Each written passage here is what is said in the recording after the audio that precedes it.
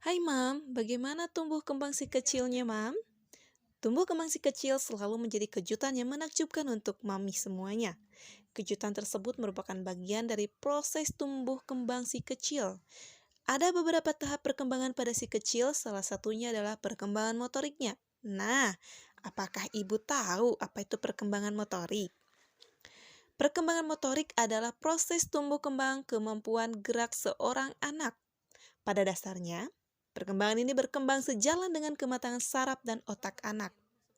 Sehingga, setiap gerakan sesederhana apapun adalah merupakan hasil pola interaksi yang kompleks dari berbagai bagian dan sistem dalam tubuh yang dikontrol oleh otak. Dan patut diingat, perkembangan setiap anak tidak bisa sama, tergantung proses kematangan masing-masing anak loh ya. Hal ini menjadi penting diperhatikan agar segala keterlambatan atau gangguan pada kemampuan motoriknya bisa segera terdeteksi dan dikoreksi. Keterlambatan yang tidak diperhatikan bisa saja akan berpengaruh ke perkembangan motorik kasar dan halus lainnya. Perkembangan motorik anak dibagi dua, yaitu motorik kasar dan motorik halus. Motorik kasar adalah gerakan tubuh si kecil yang membutuhkan koordinasi dan keseimbangan antar anggota tubuh dengan menggunakan otot-otot besar. Salah satunya tuh ya yang sudah saya kasih contoh, yaitu bisa saja anak bermain bola, memukul bola, atau berlari, bisa juga menjadi salah satu contoh dari motorik kasar. Proses perkembangan motorik anak pun dipengaruhi oleh perkembangan fisiknya. Contohnya, anak bisa mulai berjalan ketika sistem sarafnya sudah matang serta kakinya sudah cukup kuat untuk menopang tubuhnya. Sementara motorik halus adalah gerakan tubuh si kecil yang menggunakan otot-otot kecil dan melakukan gerakan yang tidak terlalu banyak. Motorik halus adalah kemampuan yang berhubungan dengan keterampilan fisik yang melibatkan otot kecil dan koordinasi mata tangan. Saraf motorik halus ini dapat dilatih dan dikembangkan melalui kegiatan dan rangkasan secara rutin seperti bermain puzzle, menyusun balok, memasukkan benda ke dalam lubang sesuai bentuknya, dan sebagainya. Perkembangan motorik halus setiap anak berbeda-beda, baik dalam hal kekuatan maupun ketepatannya. Oke, seperti yang sudah Mami lihat di video ini adalah anak berusia 2,5 tahun. Di mana kita lihat anak tersebut begitu antusias ya kan? Tuh, kita lihat bersama-sama. Di situ ada video di mana sang anak sedang bermain bersama kakaknya. Itu artinya dia tengah belajar mengenai berbagi. Ya, setiap anak itu ada rasa egois masing-masing, tapi di sini kita harus bisa mengarahkan anak apa itu yang namanya berbagi. Berbagi mainan, berbagi makanan, berbagi tempat, berbagi kasih sayang. Untuk mengembangkan sistem motorik anak, kita tidak perlu jauh-jauh. Kita bisa memulainya dari rumah.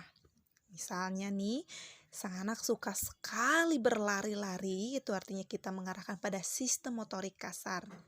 Si anak suka dengan kucing, kita pakaikan pakaian berbulu seolah-olah ia menjadi seekor kucing yang kita kejar.